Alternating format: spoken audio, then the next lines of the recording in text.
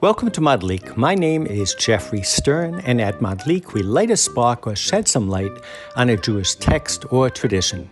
We also host a clubhouse every Friday at 4 p.m. Eastern Time, and this week, along with Rabbi Adam Mintz, we visit with Rabbi Abraham Isaac Kook, Rabbi Yitz Greenberg, and listen to a live recording of Rabbi Shlomo Carlebach. We explore what the story of the biblical scouts teaches us about whining, Jewish power, Jewish nationalism, Zionism, Jewish renewal, love, and respect for authority.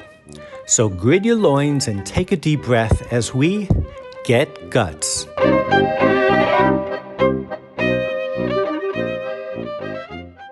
Welcome everybody to Madlik, our weekly disruptive Torah, 4 o'clock Eastern Time on Clubhouse, and later published as a podcast. If you do listen to this as a podcast and you want to like us or give us some stars, that would be well appreciated.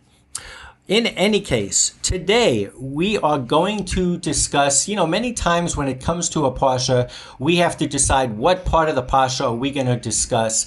And if you listen to Clubhouse Torah all week, everyone seems to take a different part of the portion. But this week, I think it's safe to say that everybody is focused on the same narrative. And the narrative is, picture the Jewish people in the desert coming out of Egypt. They're getting close to the border with the promised land, literally the land that was promised to them. And they sent out 12 either spies or scouts to scout the land. And there's one scout from each tribe. And they're instructed to go to the country, and this is in Numbers chapter 13 and 14, to determine whether it's strong or weak, few or many. Is the people that dwell in there good or bad? Are they towns they live in open or fortified? Is the soil rich or poor? Is it wooded or not? Really a total fact-finding mission. And the story recounts how they get there, and it's harvest festival, and they harvest some grapes that have become almost iconic in terms of how large they were. And then they lodge their report.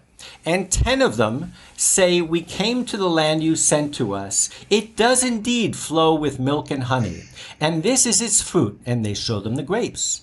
"However," and here's the however, "the people who inhabit the country are powerful, and the cities are fortified and very large. Moreover, we saw anakites there, giants."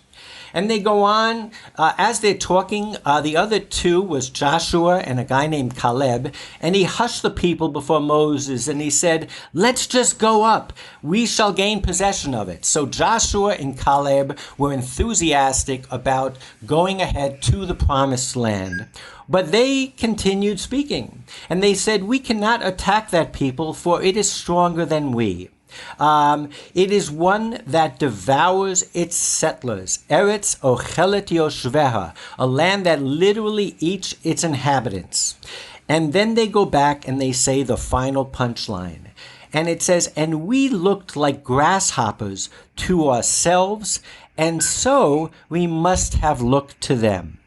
And ultimately, the story ends with obviously God being extremely upset.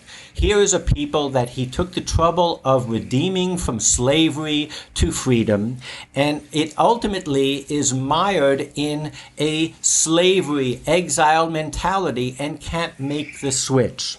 And they want to go back to Egypt. They would rather be taken care of and be slaves. And the story ends with God saying, "Let me get rid of them all right now. And Moses, I will take you and Joshua and Caleb and the believers into the land." And Moses convinces him not to do that. And God forgives them. And the language that he uses to forgive them is the penultimate forgiveness verses of the Torah that we use on Yom Kippur. And ultimately, that whole generation is to die out, and a new generation is to come into the land. So I'm going to stop right here and ask you, Rabbi Adam, and anyone else who wants to participate, what is the takeaway from this story at even the most superficial level? There is so thank you, Geoffrey, for the introduction and for just kind of the background of the story. You know, at least one piece of the takeaway is that you need to trust. You need to trust in God, and you need to trust in ourselves. That the mistake that the Jews made in the desert was, you know, there were a lot of different ways to understand the report of these spies. But they chose the way that it was the most scary, the most intimidating. They didn't trust in themselves, they didn't trust in God, and that's what got them in trouble. So I think the first lesson is a lesson about trust. And faith. And confidence. And faith. Yeah, trust and faith I'm putting together, correct. But of course... That's my first takeaway. Okay. But of course, to move you forward, there is that kind of telling comment where they didn't say we looked like grasshoppers to them. They said we looked like grasshoppers to ourselves, and we must have looked like grasshoppers to them too. What does that add? That means that if you're insecure, then, you know, that's your downfall. If you think that you're grasshoppers, then other people can pick that up in a minute. And they saw themselves as being weak. And the minute they saw themselves as being weak, they were weak, and they'd be able to take advantage of. So it's really as much about faith in God as it is about faith in oneself. Self-esteem. I think that's right. And I think I'm a big believer that this story is not only about faith in God, it's about faith in oneself. So to raise the bar a little bit, the Midrash seems to have the consensus that this took place on a very auspicious day in the Jewish calendar. It took place on Tisha B'Av. And it's recounted, Tisha B'Av, as you probably all know, is the day, the greatest calamity in the history of the Jewish people. When the temple was destroyed, according to tradition, both temples were destroyed on the same day. And the Midrash and the Mishnah gives a long list of other calamities that either foreshadowed or followed afterwards. But this took place on Tisha B'Av. And the Midrash says that when the people cried after hearing the report from the scouts, the Midrash says it was a bechi shel chinam. It was an unjustified crying, a whining, if you will. And because they cried, the Jewish people in the desert cried for no good reason, they would be destined to cry for good reason for the rest of the generations. And those of you who know Jewish tradition about Tisha B'Av cannot fail to hear in the bechi shel chinam, this crying for no reason, an echo of the traditional reason that the temple was destroyed, and that was because of sinat chinam, of hatred that was unjustified person to person. So what do you make of this counterpoint between these two various reasons for the beginning of all the calamities of the Jewish people beginning at that moment, and both using this unjustified emotion? So is the emotion unjustified, or is what is, let's take that medrash that you quote, Geoffrey, that you cried for no reason. You have great phrase. You whined. Because you whined, I'm going to give you a reason to really cry. What does that mean? What that means is that we need to take a certain amount of responsibility. And if we're going to whine, God's going to give us reason to whine. We can't whine. We need to be strong. We need to have courage. We need to have faith in ourselves and in God. And if we can't do that, then God is going to punish us back. He's going to give us a reason to cry. I think that's such a strong idea.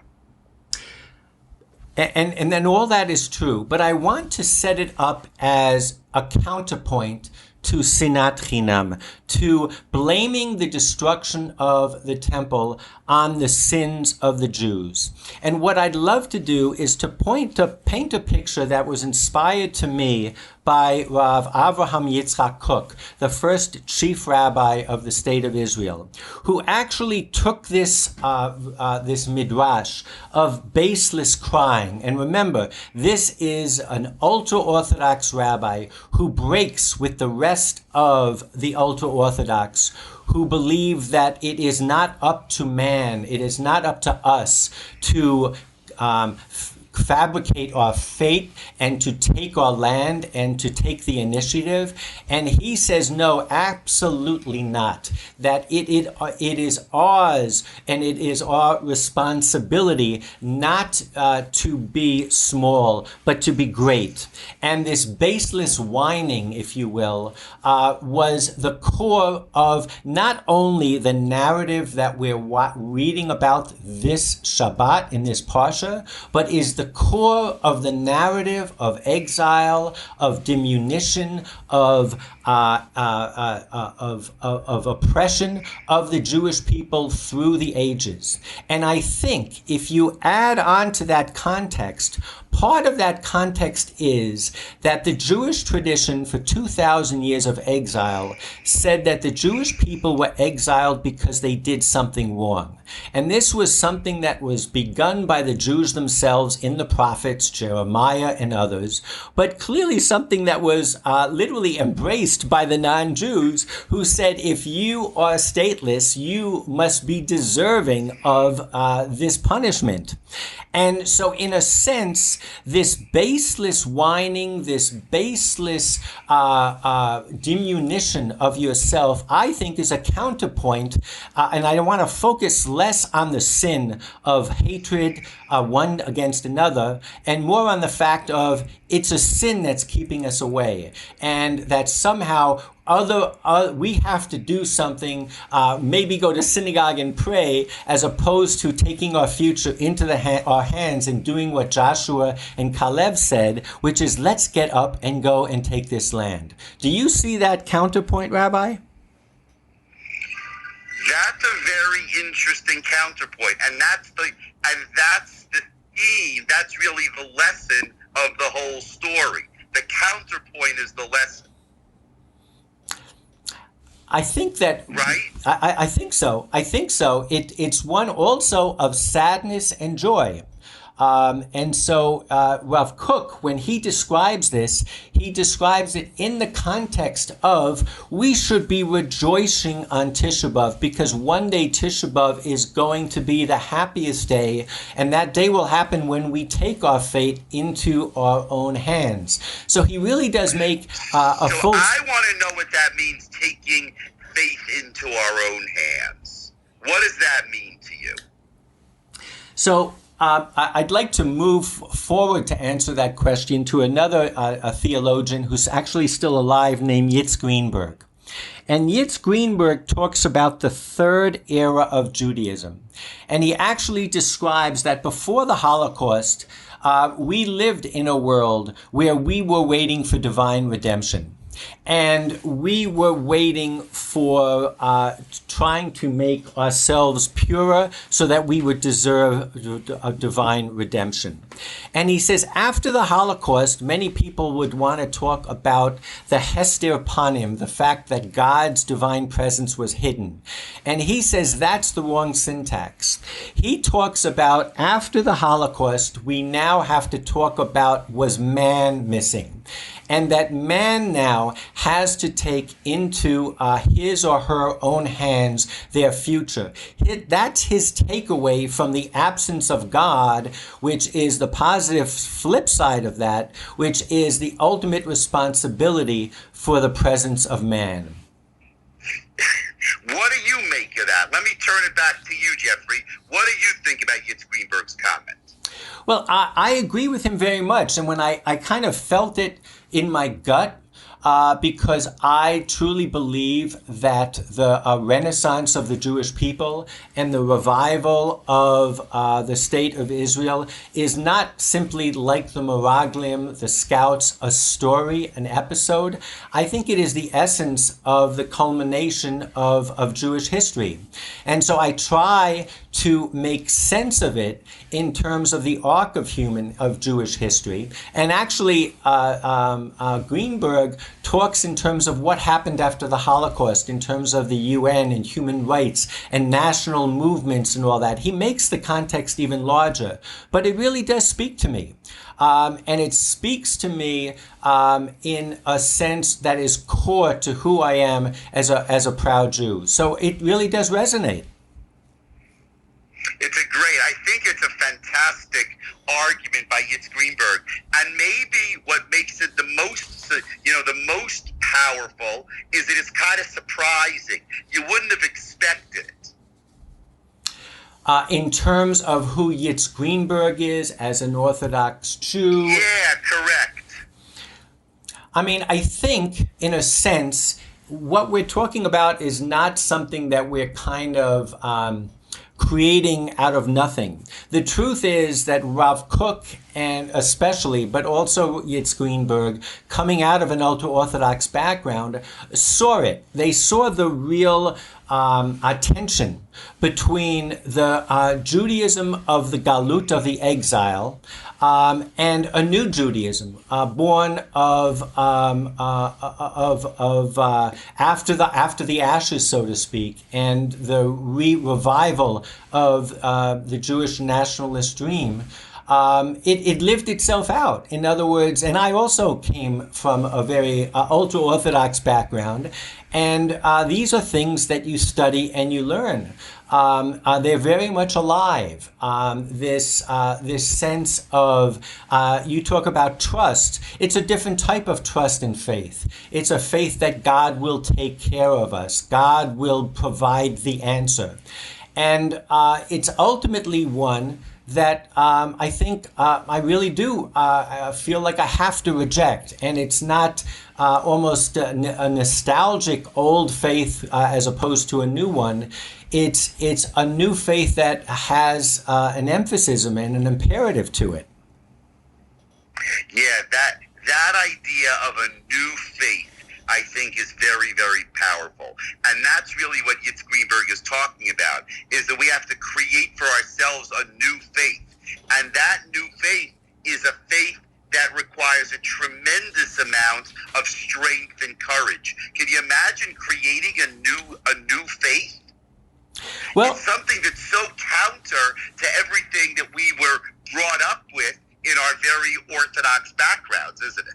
Well, I mean, we listen to, whether it's the song of the parting of the sea, where we say, Lo b'kochi, that it is not with our power, not with our might, that we will survive, but only through God. And Greenberg has an amazing quote that is a variation on something I believe Santayana said. And it's, power corrupts, and absolute power corrupts absolutely. Right. But absolute powerlessness corrupts the most.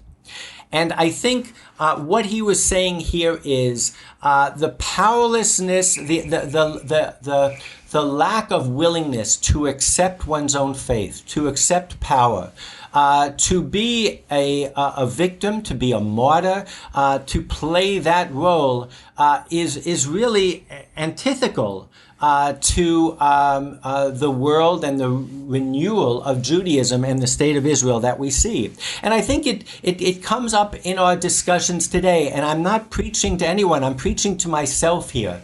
As we see the discussion about Israel, especially in the last month, rise up, and we feel, do we have to stand up for it? Do we have to, what is the right balance between empathizing with the poor people in Gaza and the Palestinians and their national dream and ours.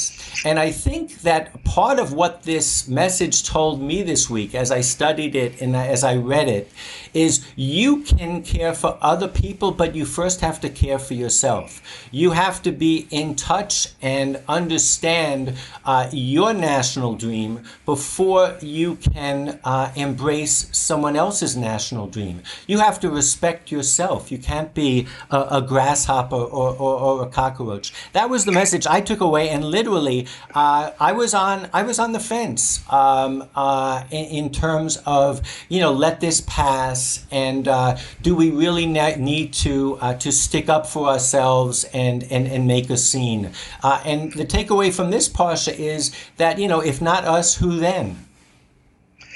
Do you think that we all have to share the same dream? No, absolutely not. And I think if I hear you correctly, would we ever want to totally lose the message of a Jeremiah who says if bad things happen to you, you need to be introspective and you need to look to see, what you can do better with your life, both morally, ethically, and spiritually? I hope we never lose that. But certainly when it goes to the extreme, when bad things happen to good people, it must be good people's fault, and we have to check our mezuzahs, I think is a sickness. And I do believe we have to be comfortable in saying, damn it, we deserve a full life too, and we deserve to live out our national and lifelong. I was at a wedding earlier this week, and I couldn't but stop to listen to all the words about one day we will be dancing in the streets of Jerusalem, and the broken glass over Jerusalem. And I said to myself, we've been doing this for 2,000 years. This is not a political statement. This is who we are. We are those scouts. We are that generation outside of the promised land. And we've got to fight for it. We'll be respected. I think this was one of the messages of the Zionists, and it's only partially borne out. We'll be respected when we respect ourselves and when we stand on our own 2 feet and when we have our own army and we have our own language. Yeah, that was the lesson of the state of Israel, that we have to believe in ourselves if we're gonna have our own state. If we don't believe in ourselves, then we don't have a chance. Well, absolutely. It's not that people have to believe in us. We have to believe in ourselves. That's really nice, Geoffrey, because what you're really, in this week of the elections and everything in Israel, and they make a government, and what you're really saying is that it's not about people believing in us, it's about us believing in ourselves. And then I think it's like they always say, if v'ahavta l'reacha kamocha, love your neighbor as yourself. I really do believe that we are better when we respect ourselves. It's trite, but I think it's true. I'd like to go on to another thought leader who is not normally considered a thought leader. He's thought of more as the rabbi singer. His name is Shlomo Carlebach. And a few years ago, I came across a recording of him talking about just this parsha. So I'm going to try something new on Madlik. And since it is an audio-only platform, I'm going to try to play Shlomo Carlebach. I'm going to invite him, so to speak, onto Clubhouse. And I think you'll all be as excited as I am to see the personal direction that he takes this into, because we've been talking a lot about nationalism and movements, and he goes in a different direction that I think relates more to Jewish renewal. So let's see if I can get this to work. I just want to give you a little vitamin pill and strength. Everybody talked about the Meraglim so much, and I'm sure sunk into you. Anybody who comes back from Israel and tells anything bad about Israel, tells them, my dear brother, the spies destroyed Israel. And they didn't lie, it's true. Moshe Rabbeinu says to Yeshua, Ko Yeshiecho Metzas Meraglim. God should give you strength not to listen to the Meraglim. Now listen to this. Who were the Meraglim? The Meraglim were the biggest rabbis of the world. 10 big rabbis. Just imagine yourself, a little shmendrik like you and I, they're going on a mission, and there are 10 big rabbis, right? 10 big rabbis. And Yeshua was mamish a pupil of Moshe Rabbeinu, so he's the most humble person in the world, right? All the rabbis sit there and they say, listen, I want you to know, they tell each other, it's a bad scene to go to Israel, forget it, Eretz ochelwet yoshveha, don't go there. Do you know, according to the Torah, the majority decides. The Torah. You ask a Yid, Torah, right? I want you to know, friends, thousands of Jews would have stayed alive if they would have not listened to a lot of rabbis. I know a Yid in Williamsburg, he lived somewhere, had a wife and 12 children. 1937, he asked a rabbi, should I go to Israel? He says, God forbid, Israel is not from. He would have had his wife and his 12 children. Do you know why Yeshua is the one to conquer Israel? Because Moshe Rabbeinu gave him strength not to listen to anybody. Have enough guts. If the Rabbi Shem shines something into me, that's it. I want you to know there is prophecy. Eretz Yisrael is deeper than prophecy. Prophecy means I know what's happening yesterday, what will happen tomorrow. I know which Gilgal I am in. It's all cute. This is what I need to know. The greatest light of Eretz Yisrael is I have enough guts to listen to the deepest depths of my heart. The deepest, deepest depths of my heart. And friends, I bless you and me. If you and I want to conquer Israel, want to make our way to the Holy Land, make our way into Yiddishkeit, let's have the guts not to listen to anybody. I want you to know something else. The saddest thing in the world is, I want you to know everybody when they get married, they build their Eretz Yisrael. The chuppah is their Yerushalayim. I want you to know, the walking to the chuppah is like Avraham Avinu is walking in Eretz Yisrael. The standing under the chuppah is like Yerushalayim. Yerushalayim, it says, Om Detzoy Ragleinu. We're standing. I bless you, friends, whenever you find your soulmate, please, don't ask anybody. Conquer your Eretz Yisrael. Call your Shirchom and says, just listen to the inside of the inside. Listen to the great rabbis, the Meraglim. You know what they said? They felt like cockroaches and mamish a giant, right? I thought you're the greatest rabbi in the world. You're afraid? Yeah, tell you the truth. Shig of Toys, this is my Rebbe. I don't want a Rebbe who is afraid. I don't want a Rebbe who's afraid of anything in the world. I need a Rebbe who's not afraid. And you know something? In exile, it's a cute Rebbe. He's afraid of this one, afraid of this one. In exile, you can make it. You can even make it to receive manna from heaven. Eretz Yisrael? No. Friends, I bless you to have guts. Inside, inside, inside, inside. When you find your soulmate, just do it. Friends, I tell you something. If you would have asked all the rabbis, should we make a little, like Ruachel here, like a little get-together, they would have asked, how big is the mechitze? Chas v'sholom, men and women don't sit together. Do they see each other? Is the mechitze long enough? Where do you get the meat? And who is Gedalia? Who is Nomi? Who is Meir? Who is Mechol?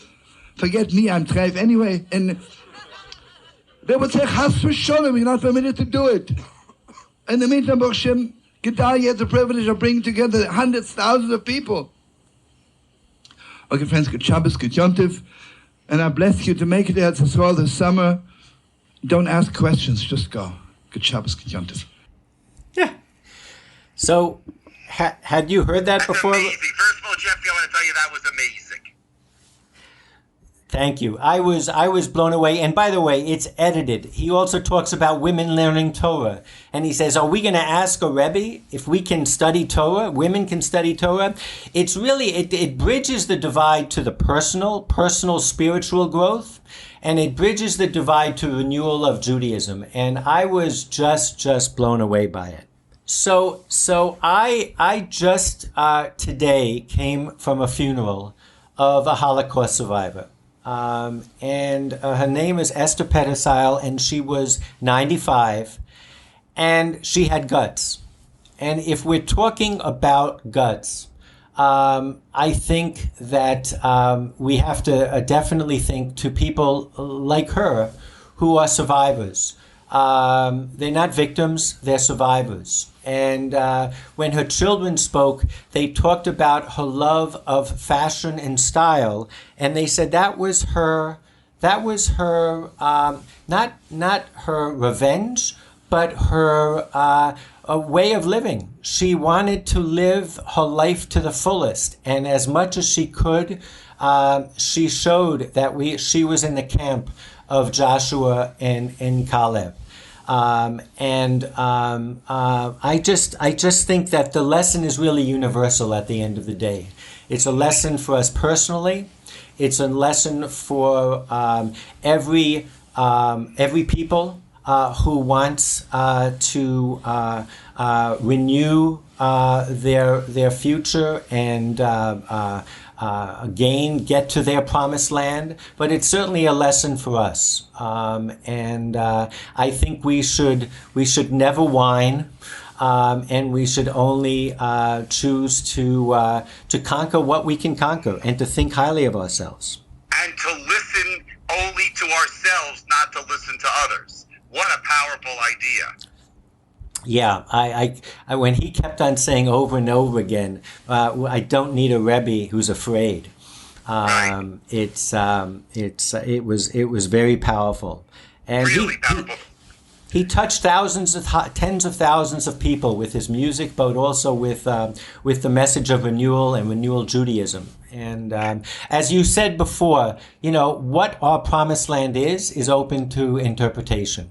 But I think the message that one has to grab that, and one has to actively aspire and engage, that is a universal truth. Couldn't agree more. That was beautiful. Thank you so much for sharing that. Okay, well, Shabbat Shalom, everybody. Shabbat Shalom, everybody.